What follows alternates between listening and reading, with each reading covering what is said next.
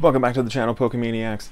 Happy Mario Day yesterday and happy 311 Day. In terms of Jazzwares, I haven't seen these figures yet over here in the States, or I mean, I guess at least in my area. So let me know if you've seen these stackable 2-inch figures. They come in that display case. They're out in Canada and I think in Europe, but this current wave having some really cool Pokemon in there like Berserker, Flapple, Shuckle, Duskull, Pikachu, and of course we got that Mew in there. Most, if not all of these, are reprints, but they'd come in that new format, which I think is a lot more exciting than the metallic paint. Also, if you missed out on the 12-inch Metagross, this big guy right here, I'm a big dude, I got a big head, and this thing's like as big as my head. But it is restocked up on GameStop at time of filming, so you can actually ship to home, not just pick up in store. So if you want to pick that up, I'll link it down below for you. For 20 bucks, I feel like it's a pretty decent deal. There are also some new Mega sets that are coming out here soon. Again, we're seeing some reprints, but this time they're up against like new displays, new little like backgrounds, which is sort of fun, I suppose.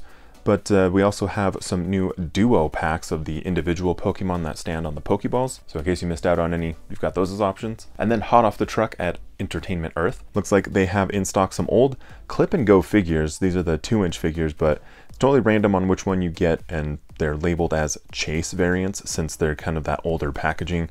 So could be kind of fun to try out if you're trying to get any of those Pokemon in those 2-inch figure forms. Or you might want to try the other listing for these Chase variants of the 2 or 3-inch figures.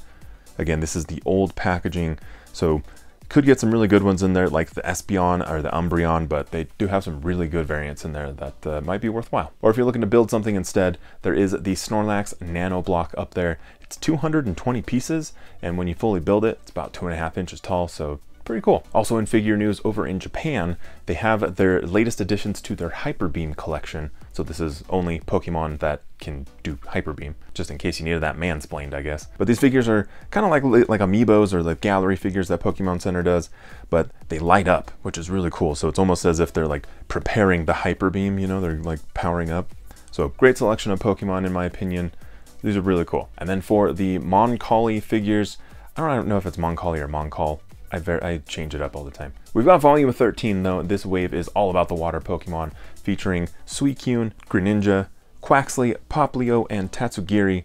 The set is going to be releasing in April. For the cards, the pre-release weekend started this past weekend. It goes through this week as well. And we have a look at the pre-release promos. These are the ones that come in the build and battle kits. So inside we've got Feraligatr, Matang, Miraidon, and Miraidon. Temporal Forces is coming out real soon, March 22nd. It doesn't feel like that long ago we had Paldean Fates, like it's wild. And then coming up on May 24th, we have this new duo of tins. This is the Paradox Clash tins. They're gonna run $26.99 US and feature either Walking Wake or Iron Leaves. And inside the tin, you'll get EX cards of each one of those characters, and then 5 booster packs and a code card. Personally, I think the Walking Wake one looks a little bit better. I like that color scheme a little bit more, but you let me know your opinions down in the comments. In video game slash sort of card news, digital card news, we're gonna be getting some distributions for Pokemon and cards here over the next month or so. They're all gonna be based on like different champions, winners of the past tournaments and championships. So first up, we're gonna be getting Yaosobi's Pawmot, which should be this week, which is, I don't know, free Pokemon. I'm never going to complain about that. And then later, when we have the European International Championships, we'll be getting ourselves some download cards during that stream for Marco Silva's Iron Hands, and then we'll also be getting a code for Raging Bolt in the TCGL. None of them are shiny, but that's okay. It's, like I said, it's free Pokemon, and plus Iron Hands is like super usable for raids in Scarlet and Violet, so at least they're useful. And for my Pokemon Go players, right now we've got a couple different things going on. First, we'll talk about the Prime Gaming bonus for the month. If you hop into Prime Gaming, so subscribers to Amazon Prime, you'll be able to hop on there and get your new quest for the month. Now it's not just items.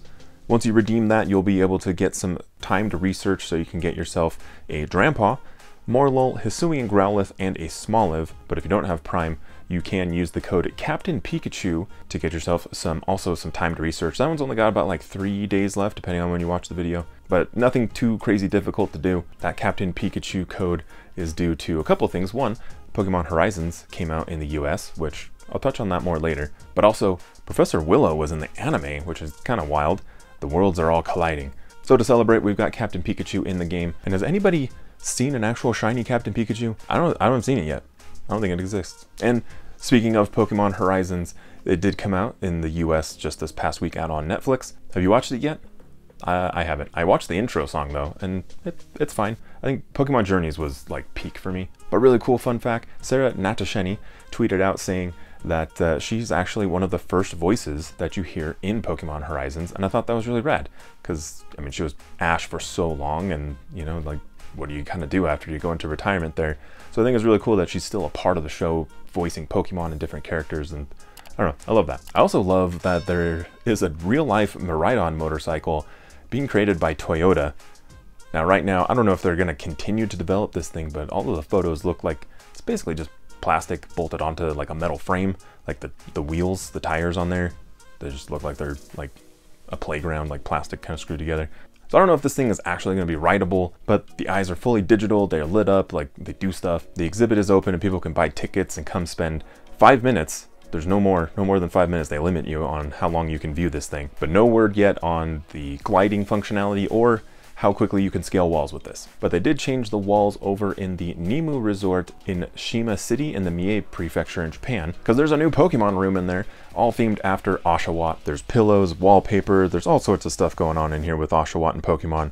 They actually will hide Pokeballs throughout the room, and if you find all of them, they'll give you a wonderful prize, is what its website translated as through Google Translate. The room for one night includes a dinner and a breakfast, and for each person it will cost 27,610 yen with, I mean, depending on the exchange rate and the timing, it's like 190 bucks a night. I mean, not that bad. The room is part of the continued collaboration between Pokemon and the prefecture. There's also a subway train that is like all Pokemon themed, and like Oshawott pops up randomly as a mascot. Like, I don't know, it's kind of wild. I would want to live there. I think it sounds pretty rad.